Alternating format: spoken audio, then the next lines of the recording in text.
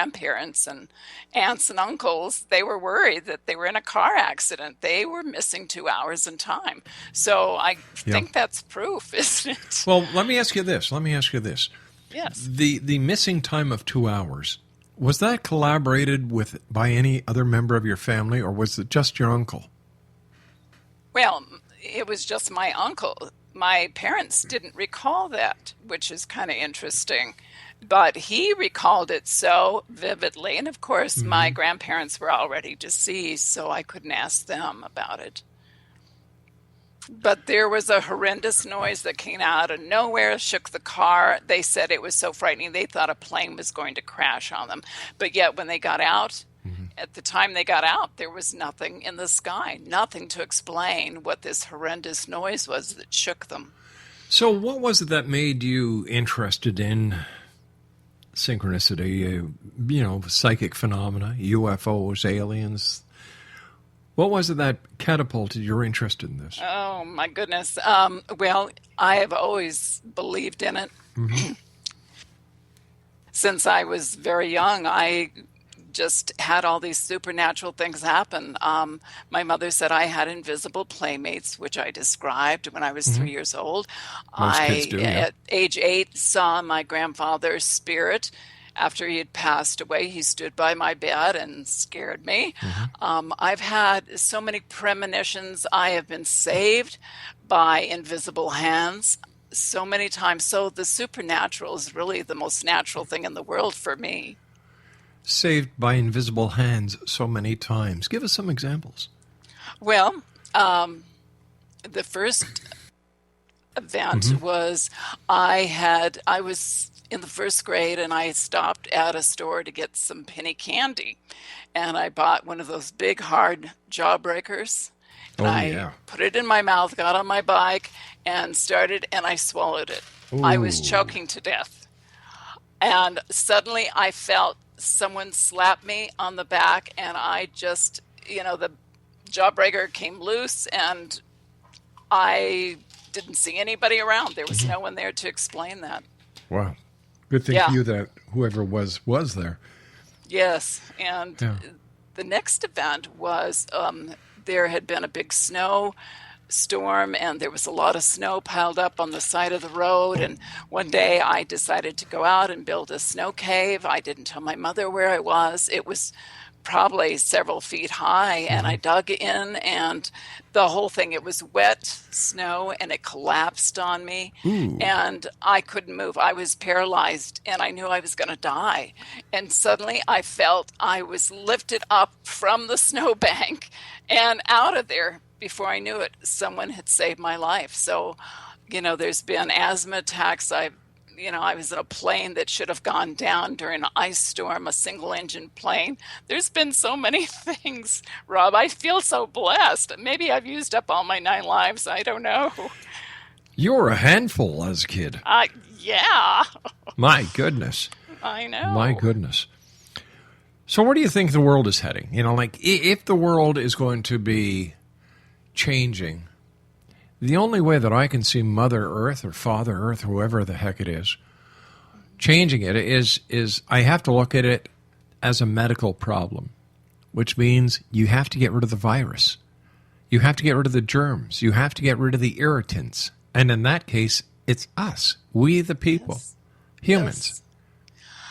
I think Earth is going to go through a huge transformation. I think we're Mhm. getting the warnings now, right now with all the sinkholes and the strange noises that are going on. I think that's all the Earth movement, and the Earth is being stretched in all the fault lines. So when the air above, when it starts stretching the air above, the Mhm. area is actually slapping together, causing these booms that are being heard all over the world right now. We are being warned that something's going to happen with our planet.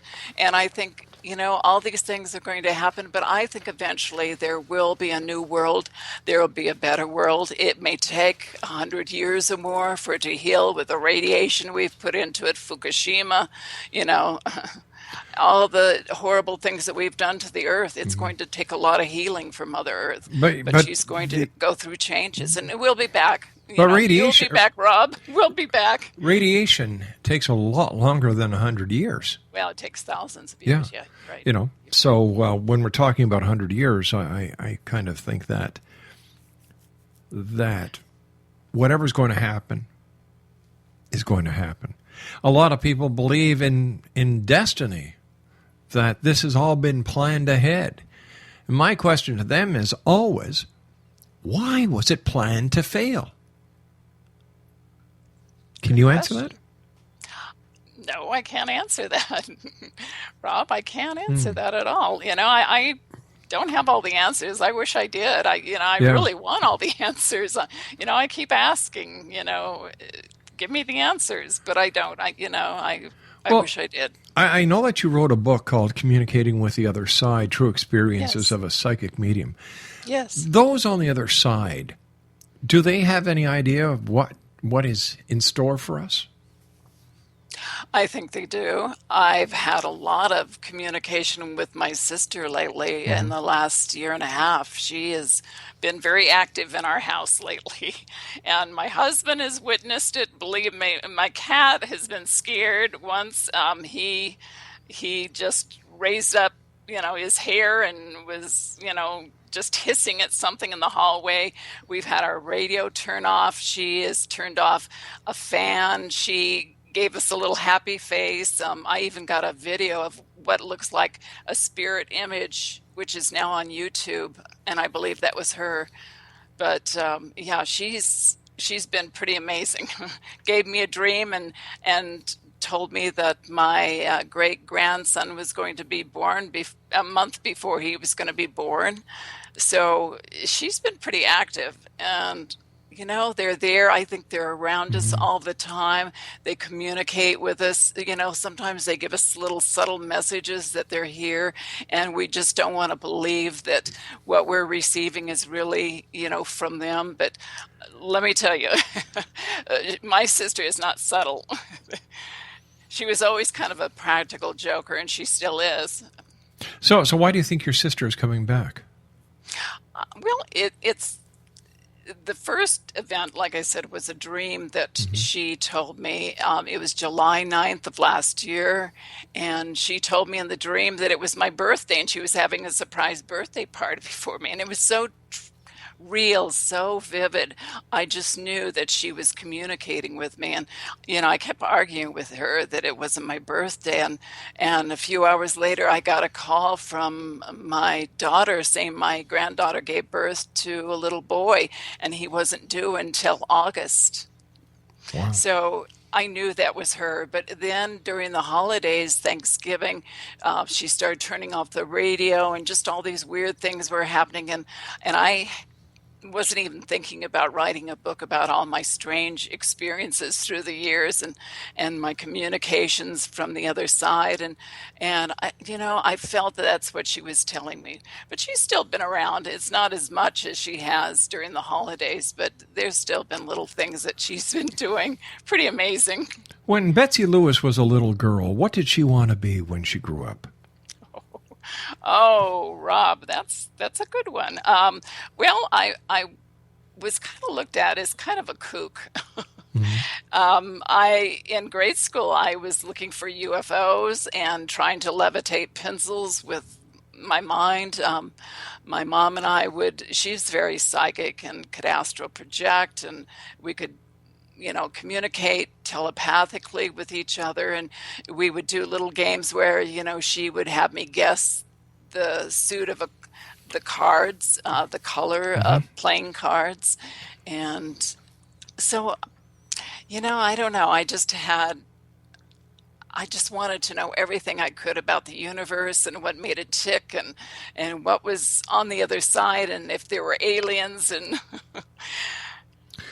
Do you believe in reincarnation? Absolutely. Absolutely. I do. I have had kind of little snippets of past lives, but my mother remembered a past life in China, that she actually was a worker that worked on the Great Wall of China, and she remembered that she died and she was actually buried inside the wall. And I didn't know that. She didn't know that at the time, that there were laborers that were actually buried inside the Great Wall. Yeah, there were. Yeah. Yeah. I understand that you inherited the gift of prophecy from your mom. I did. I think I did. Absolutely. Yeah, she was just amazing.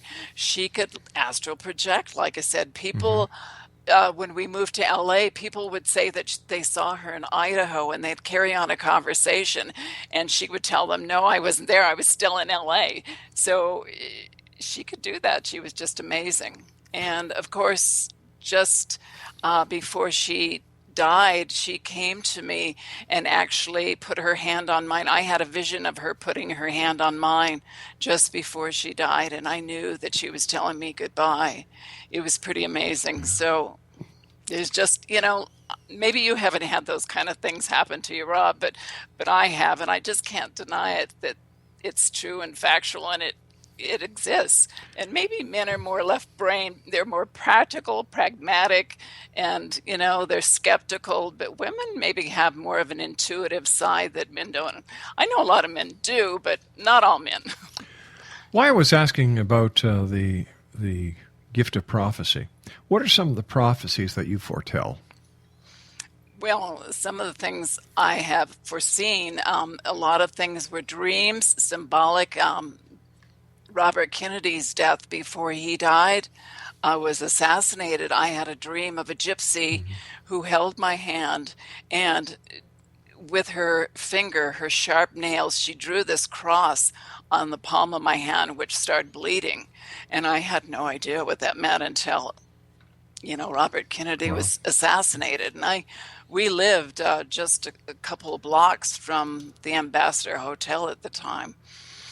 And how could you associate with that dream of a cross on your hand? How do you make what's the bridge between that dream and the assassination of Robert Kennedy?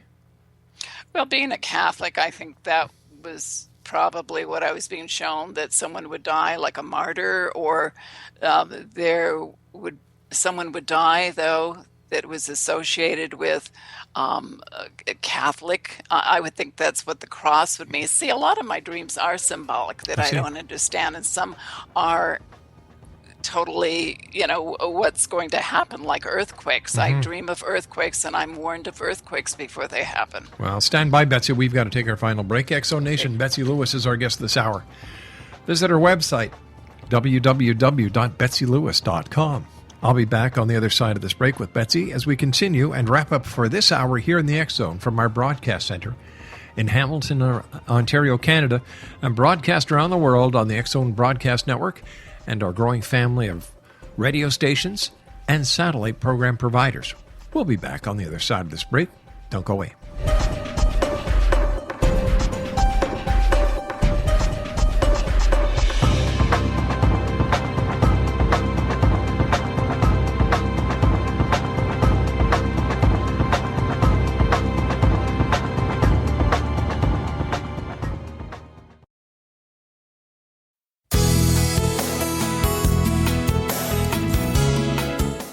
With each new extreme weather event or terrorist act, it becomes increasingly obvious that we live in uncertain and challenging times. We all buy car insurance. Why not collapse and catastrophe insurance? Matthew Stein, an MIT-trained engineer and green builder, has written 2 outstanding books to help people prepare, plan for, and deal with everything from minor situations lasting a few days to full-on collapse. Matt's first book, When Technology Fails, is a manual for self-reliance, sustainable living, and surviving the long emergency. This massive book covers the gamut from first aid and emergency preparedness to alternative healing, renewable energy, primitive living skills, and 18th century technologies that could be critical to your comfort and survival in a long-lasting crisis. Matt's second book, When Disaster Strikes, is a comprehensive emergency preparedness handbook and survival guide. When Disaster Strikes is an essential item for every family's go bag. Both books are available at all usual sources. There's a wealth of totally free information posted at whentechfails.com, and author-signed copies may be purchased at mattstein.com. That's www.whentechfails.com and www.matstein.com.